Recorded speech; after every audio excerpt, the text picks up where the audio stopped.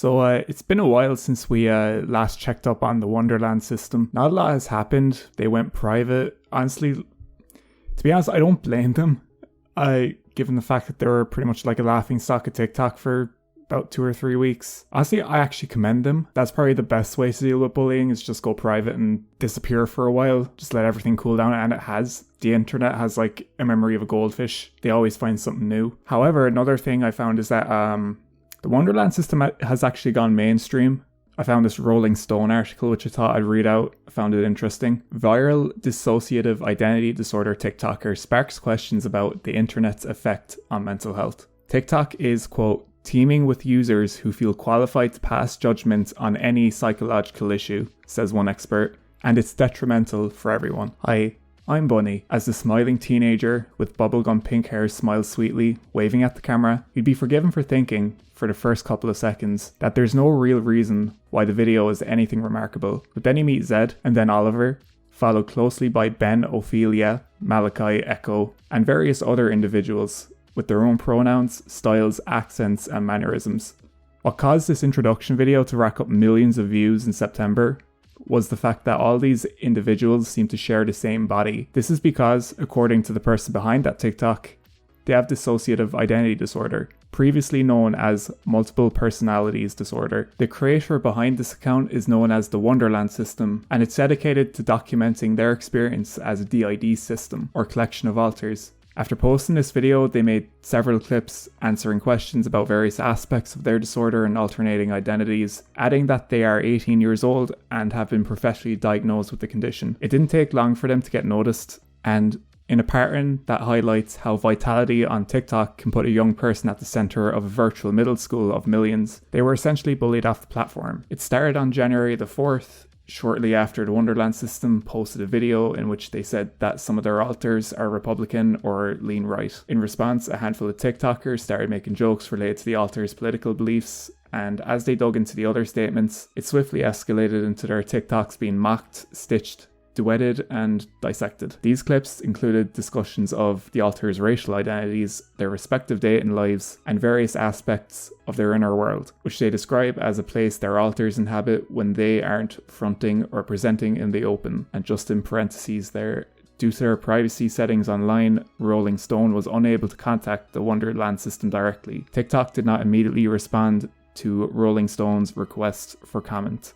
In the subsequent days, the account went viral. TikTok tags associated with the Wonderland system had amassed over 100 million views. Over 5,000 people have joined a Discord group dedicated to discussing the latest Wonderland system news, while subreddit, which was set up on January the 6th, is already approaching 1,000 members. While some TikTokers continue to parody the user, others are compiling Google Docs to explain what they refer to as the lore surrounding the Wonderland system and their 271 alters. Part of what drove this virality is the question around whether the creator is documenting their legitimate condition or just playing a part to get clicks. A number of the videos under these tags also appear to cast doubt on whether Wonderland system has DID at all. Some seem to mock the creator, while others set out to directly explain why they believe the Wonderland system is faking DID, a practice known as fake claiming. Vedat Shar, apologies if I butchered the pronunciation of that, is a practicing DID specialist, psychiatrist, and professor at, I think, Koç,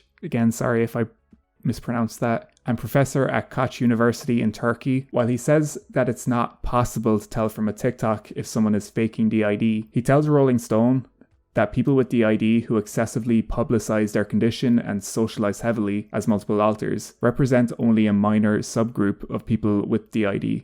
According to Dr. Shar, this socialization and excessive publicization can lead to people believing that the DID patient in question is exaggerating or faking their condition. He also says that this kind of backlash could be detrimental to the person at the center of it. Quote, such socialization may turn to resistant to treatment and may keep the disorder more and more chronic. Despite this, TikTok is teeming with users who feel qualified to pass judgment on any psychological issue, says research-based psychology professor Dr. Ina Knevsky. She adds that many of these TikTokers feel qualified to adjudicate based on the fact that they majored in psychology at college, or in some cases believe that psychology itself isn't real at all. Quote, given that it is ethically inappropriate for even qualified professionals to make diagnostic claims about people they haven't met and examined. I find it very disturbing that so many TikTok users see fit to claim that they are definitely faking, Dr. Konevsky, who is a TikTok personality herself, adds.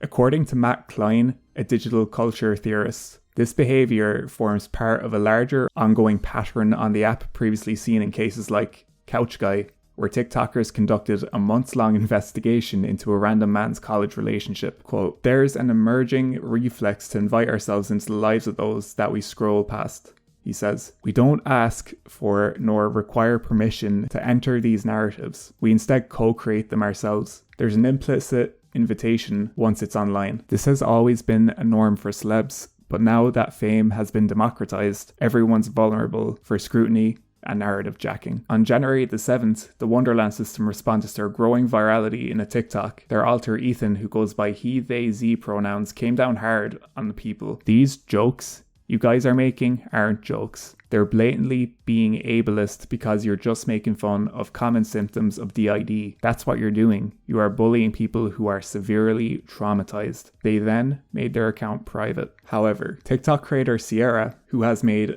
a viral TikTok about the Wonderland system, told Rolling Stone that she believes people engaged her content because it was something light-hearted without bullying. Some on the platform feel entitled to latch onto the story though, simply because it's out there. Quote, "I posted a pretty light-hearted video just to engage with this trend that I was so fascinated by," says TikTok creator Sierra. According to TikToker Jackson Fryer, who has posted several videos, by the way, I think it's more than that, joking about the Wonderland system, the reason TikTok users hopped on the trend is because the Wonderland system snowballed into a huge inside joke on the app. Quote, "The fact we created our own little fictional world from this fairly simple account is what made it so fun for all of us," he added. "It made our own little community in a way, but there have been concerns over how the Wonderland system discourse is impacting other TikTokers with DID. Discord member Evan, who is also the host of a DID system of 7 alters, tells Rolling Stone that the whole situation is going haywire and is hurting other systems more than helping them. Other people with DID on TikTok are facing an increased amount of fake claiming and trolling since the Wonderland system went viral. Quote, "The inclination to be skeptical on the Wonderland system's DID diagnosis and make light of their condition and trauma reflects a broader, persistent skepticism about the legitimacy of mental illness," says sociologist Claire Shelton. "There remains a persistent public belief that mental illness is not as real as physical illness. The spread of memes making fun of the Wonderland system reflect this lack of understanding, which other DID creators have highlighted in their content. This latest viral trend comes at a time where moral panic over Munchausen's by internet is at an all-time high. TikTok being blamed for the development of tics, and there are also claims of there being a rise in teens self-diagnosing with various disorders. Regardless of how substantiative these worries are, and indeed whether the accusations made against the Wonderland system are true, people both online and offline are failing teenagers when it comes to mental health." Shelton tells Rolling Stone, "Neither the public moral panic, the memes mocking these mental health conditions actually take young people's mental health seriously." So yeah, I thought that article was pretty interesting. I think what this all boils down to is that people on TikTok have too much time in their hands. This is I'd like to think this is well known, especially with kids. Kids have a lot of time. Now personally, when it comes to the whole Wonderland system themselves, my own personal theory is that they are actually diagnosed with DID, but could possibly be exaggerating it for TikTok, because 271 alters, I don't know. But again, I'm not a psychologist, psychiatrist, whatever. I'm not a professional. This could very well be totally true. It's just I don't know. I don't think so, but who knows. Now, I also definitely believe to an extent when they asked Sierra questions, there definitely was a lot of it that was just lighthearted and funny. Because I'll admit, I found a lot of it funny, a lot of the videos, but I think a lot of people took it way over the line, when it comes to having full-on research docs about whether or not they have DID. I know there was also a rumor going around at the time that it was actually one of their alters who were doctors that diagnosed them with DID, which is just flat out wrong. I think stuff like that definitely crosses over into just the full-on bullying side of things. When it comes to creators like Sierra or the Jackson guy, I wouldn't really consider those bullying. They were just kind of poking fun at the whole ridiculousness of all of this. But again, since TikTok has too much time in their hands, just spiraled out of control. Now, in addition to checking up on the Wonderland system, I thought we would look at some of the creators who I looked at in the last video and see what they're up to these days. Only 2 weeks later, by the way. This felt like years ago. So first up, we have the Alter Games. Nothing else has happened. They posted their last video on the 17th of January. Episode 8, the grand finale. In case you're wondering, spoiler alert, Ben and Ophelia won. Shout out Great Britain. Hopefully this actually makes up for them getting their asses kicked in the Euro final by the Italians. So yeah.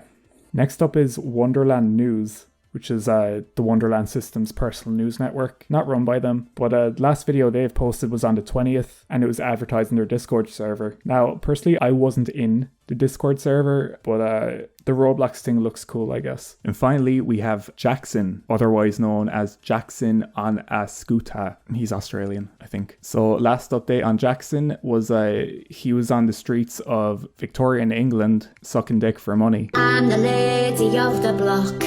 Give us a tenner and I'll suck your cock. More specifically, a tenner. So yeah, I think out of all the accounts, the Wonderland System meme that dying affected him the most.